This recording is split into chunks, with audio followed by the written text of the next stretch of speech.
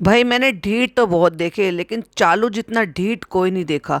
ये पहले इतनी ढीठ नहीं थी लेकिन अब ये ढीठ हो चुकी है फनी के साथ रह रह के। यानी ये कह लो कि फनी ने इसको पक्का ढीठ बना दिया है और पक्का बेशरम भी बना दिया है कि इसकी आंखों के सामने। क्योंकि ऐसा हो ही नहीं सकता कि किसी भी क्रिएटर के फ़ोन में उसकी आईडी लॉगिन हो और उसको ऐसे जो कमेंट्स आ रहे हैं उनकी नोटिफिकेशन से उसको ना पता चले कि उसको कितनी लताड़ लगाई जा रही है या कितनी गालियां पड़ रही हैं और उसको रत्ती भर भी फर्क नहीं पड़े। ऐसा पॉसिबल ही नहीं है। लेकिन फनी ने वो सबको इतना ऐसे नेगलेक्ट करके इसको इतना ढीठ बना दिया कि अब इसको रत्ती भर फर्क नहीं पड़ता। अब इसने क्या किया है, क्यों इसको ऑडियंस की लताड़ें पड़ रही हैं, चलिए आपको बताते हैं। Hi friends, welcome back to my channel. Channel में न्यू है तो चैनल को सब्सक्राइब कर लें और साथ ही साथ बेल आइकन प्रेस कर दें जिससे कि हमारी आने वाली वीडियो की नोटिफिकेशन आपको पहले ही मिल जाए। वो आपने सुना होगा ना, गधे को भी बाप बना देना जरूरत पड़ने पर।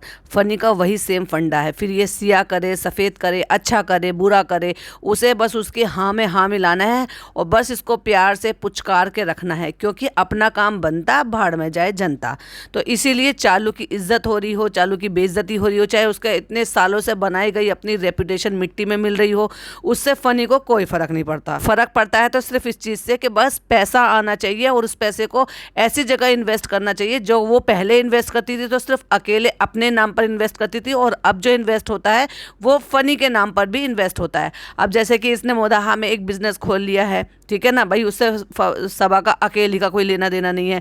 ऐसे ही उसने वहाँ पे रेस्टोरेंट खोल लिया है, उसमें चालू का अकेले का कोई लेना देना नहीं है उसमें, क्योंकि फनी भी बैठेगा और फनी ही बैठेगा। क्यों? क्योंकि वो लेडीज के मतलब का बिजनेस है ही नहीं। और ऐसे ही प्लॉट खरीदा है तो डेफिनेटली दोनों के नाम होगा। और ऐसे ही जो है ना सारी चीजें जो भी अभी इन्वेस्ट करेगा ये डेफिनेटली ऐसे ही करेगा जिससे कि ये अपने आप खुद ब खुद सारी चीजों का मालिक बन जाए। आजकल इतने सारे ऐसे हो रहे हैं जो भी इस तरह के जो रिलेशन है लवी डबी लवी डबी लवी डबी दिखाते हैं, लव मैरिज करते हैं। भाई उनका क्या हाल हो रहा है, अगर आपको नहीं समझ में आ रहा है तो चलिए मैं 2-3 किस्से आपको बताती हूँ। जैसे कि पारस नेहा बहुत अच्छे कपल थे, लवी डबी दिखाते थे, बड़ा अच्छा दिखाते थे, बड़ा लाड प्यार दिखाते थे, ये दिखाते थे कि हम बड़े अच्छे हैं। लेकिन क्या हुआ उनके रिश्ते का और अब दूर क्यों जा रहे हो? अभी हम रिसेंटली हमने एक पॉडकास्ट अपलोड किया है, वही देख लीजिए। अच्छी फैमिली, अच्छा घर के सासू माँ जो है वो बेटी की तरह प्यार करती है, ससुर जो है वो बेटी की तरह प्यार करते हैं, बेटी जो है मतलब बहू जो है वो बिल्कुल बेटी की तरह रह रही है, बच्चे को दादा दादी ने पाल लिया है तो ये अपने प्रोजेक्ट में लगे और ये दिखाते रहते हैं कि दुनिया की बेस्ट फैमिली है, दुनिया के बेस्ट कपल हैं।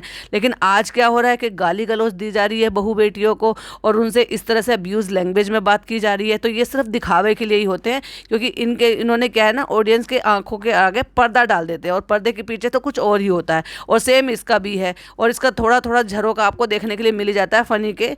तो इसलिए ये कुछ भी गलती करती है ना तो वो उसको ना केवल इस बात के लिए बढ़ावा देता है बल्कि उसको एहसास भी नहीं होने देता और उसको उस जोन में नहीं जाने देता जिस जोन में जाकर वो अपने आप को सुधार सकती थी। पहले सुधारती थी, पहले देखती थी कि कुछ भी गलत हो रहा है तो उसकी सफाई भी देने आती थी और ना केवल सफाई देती थी बल्कि उस पर सुधारने की कोशिश भी करती थी। पर अब तो बिल्कुल ढाक के 3 पात। इसका एक रिसेंटली किस्सा मैं आपको बताती हूँ। इसने अभी अभी अपलोड किया है, जो अपना व्लॉग अपलोड किया है मुहर्रम वाला।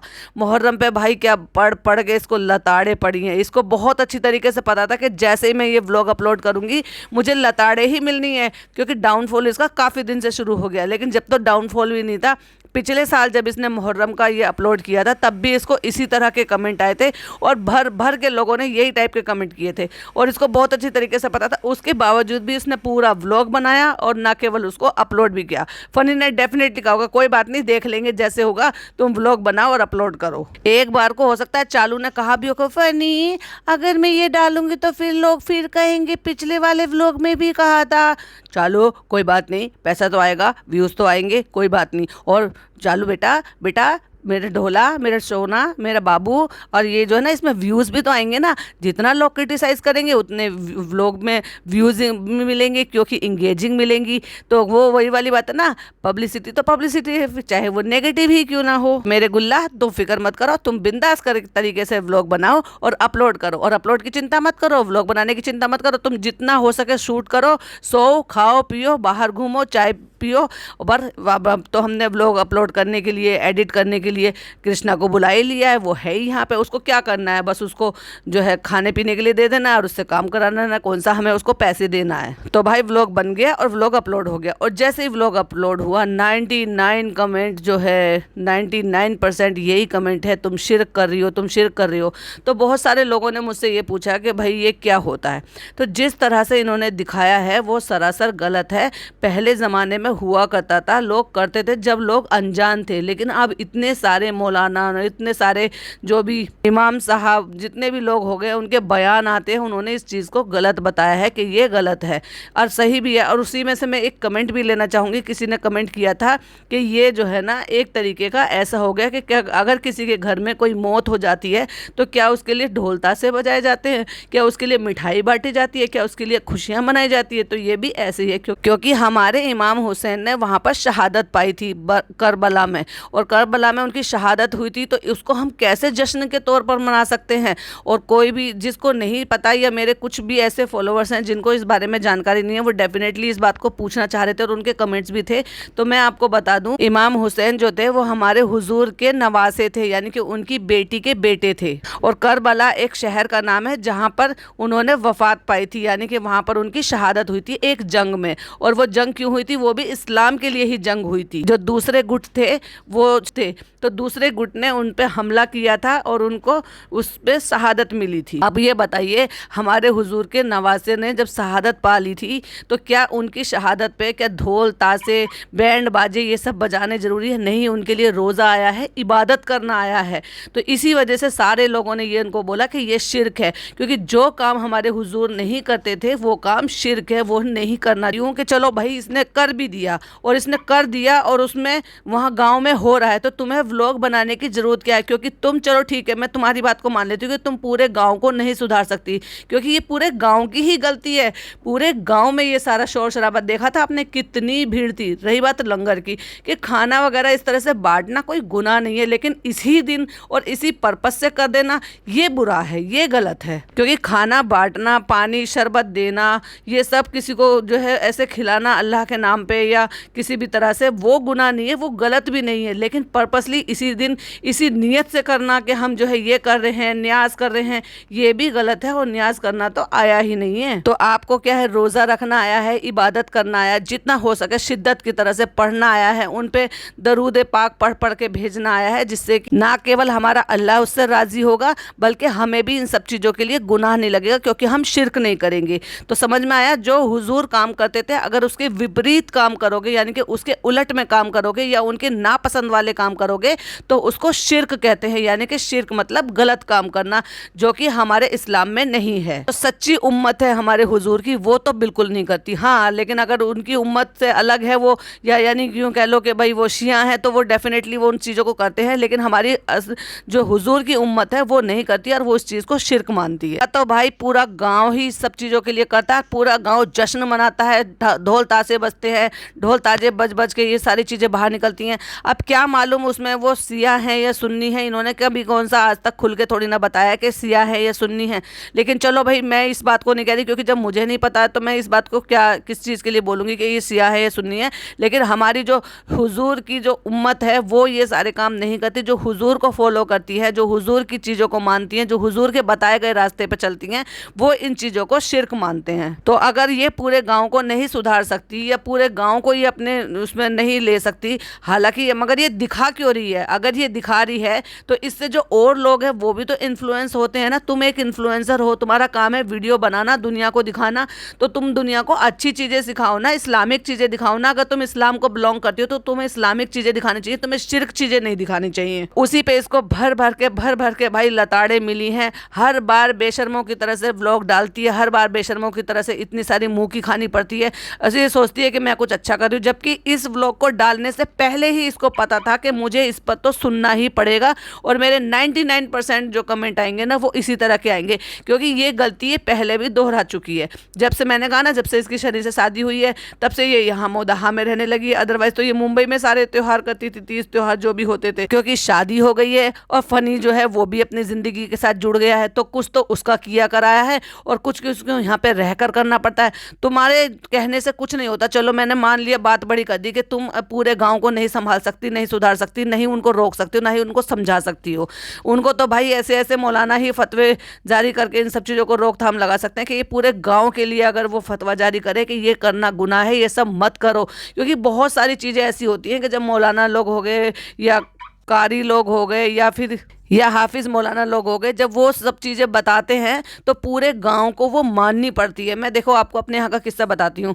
अब से 12-15 साल पहले तक की बात बता रही हूँ, 12 साल तो नहीं लगभग, लेकिन हाँ 10 साल हो गए मेरे भाई की शादी को। मेरी भाई की शादी हुई थी 2014 में। उससे पहले हमारे यहाँ खूब ढोल ताशे चढ़ के जो ना बारातें निकाली जाती थी, क्योंकि जैसे घोड़ी चढ़ता है जब दूल्हा, तो उसके पीछे जो ना खूब ढोल ताशे डीजे सब बजाए जाते थे हमारे पूरे मोहल्ले में। जिसकी भी शादी जा रही है, बारात जा रही है, और इससे महंगा डीजे लेकर आएंगे, इससे महंगा अच्छा वाला जो है ना ढोल और ये बैंड बाजा ये सब अच्छा बुकिंग करेंगे। लेकिन हमारे जो हाफिज साहब थे उन्होंने फिर इस चीज़ के लिए रोकथाम लगाई और ऑब्जेक्शन लगाया, और उन्होंने इस चीज़ के लिए कहा कि अगर कोई भी इस तरह की कोई चीज़ करेगा तो मैं निकाह नहीं पढ़ाऊंगा और मैं उस शादी में शामिल नहीं होऊंगा, और बिना हाफिज साहब के तो निकाह हो ही नहीं सकता। तो भाई पूरे गाँव ने ना केवल वो बात मानी और उस पर अमल भी किया, और आज इतने साल हो गए, 10 साल 11वां साल लगने को आया है, लेकिन आज अब हमारे मोहल्ले में, हमारे गांव में या हमारा जो भी इलाका है, अब वहाँ पर कोई भी ढोल ताशे से बारात नहीं जाती। घोड़ी आती है, घोड़ी पे दूल्हा बैठता है, बारात पीछे चलती है जहाँ तक भी मस्जिद तक जाते हैं, लेकिन ना ही ढोल ताशे बैंड बाजा बुलाते हैं और ना ही डीजे बुलाते हैं, और बिना उसके ही बारात जाते हैं। और जहाँ बारात पहुँचनी होती है उनके यहाँ पे भी वो चढ़त करने के लिए मना कर दिया गया है कि क्योंकि हाफिज साहब नहीं जाएंगे तो निकाह नहीं होगा। तो ये होती हैं चीज़ें मनवाने की। अगर इनके यहाँ के हाफिज साहब भी इन सारी चीज़ों में शामिल हैं, वो भी मस्जिदों में सारी चीज़ें बुला रहे हैं, वो रोकथाम नहीं लगा, या फिर वो जो है नियाज वगैरह की बातें बता रहे हैं, तो फिर भाई पूरा गांव तो रुकने से रहा। चलो भाई मैं ये कह रही हूँ कि तुम पूरे गांव को नहीं सुधार सकते, वो तो कोई हाफिज साहब या फिर कोई मौलाना इस तरह के फतवे जारी करेंगे तो ही वो सारी बातें अमल में लाई जा सकती हैं।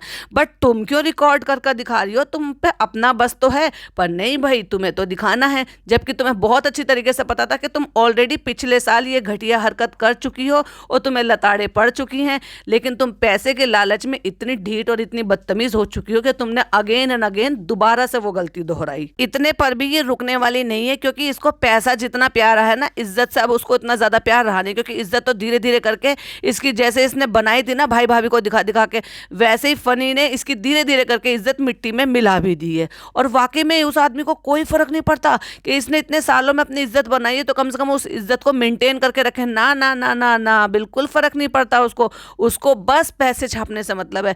कुछ भी हो, व्लॉग जाना चाहिए, चाहे कुछ भी दिखाओ, अगड़म सगड़म दिखाओ, चाहे कांटों में फंसता हुआ दुपट्टा दिखाओ। अच्छा फनी, हमें नहीं पता था इसमें कांटे हैं, इसमें दुपट्टा फंस गया। भाई ये कोई दिखाने की बात थी? ये कोई शूट करने की बात थी? इसको भी शूट कर लिया। फनी, चिड़िया का बच्चा हमारे आगे, चिड़िया अम्मी देखो इसको चिल्ला रही है, देखो चिड़िया अम्मी डांट रही है। चिड़िया अम्मी? अच्छा भाई, चिड़िया को अम्मी कह रही है। और खुद के व्लॉग में जब दिखाया था अपने फ़ोन की वीडियो कॉल करके, तो अपनी अम्मी को अम्मी अम्मी कहते कहते तो मुंह थकता नहीं है, और फ़ोन में सेव कर रखा माँ। Wow, what a hypocrite. तो भाई अगर ये अब नहीं सुधरी तो आगे तो बहुत बहुत बुरा इसका हाल होने वाला है, और ना जाने अल्लाह ही जाने और क्या ये जो है आगे स्टे कर पाएगी या नहीं कर पाएगी चैनल पर। आई होप सुधर जाए, और या फिर अपनी बुद्धि का इस्तेमाल करे जैसे पहले अपनी बुद्धि का करती थी, और अपनी भाई भाभी की बातों में आए। एटलीस्ट वो इसको गलत राय नहीं देंगे, क्योंकि अब तक गलत राय नहीं दी तो आगे भी गलत राय नहीं देंगे। तो भाई इसका कुछ सुधार हो सकता है, वरना तो फनी ने इसको अपने जैसा तो बना ही दिया है। ये कुछ चीज़ें थी जो आपके साथ शेयर करनी थी। आई होप आपको पसंद आई हो। पसंद आया हो तो क्या करना है, लाइक शेयर करना है, चैनल पे पहली बार आए तो सब्सक्राइब करना है। मिलती हूँ एक और नई वीडियो के साथ। टिल देन बाय बाय, अल्लाह हाफिज़, टेक केयर।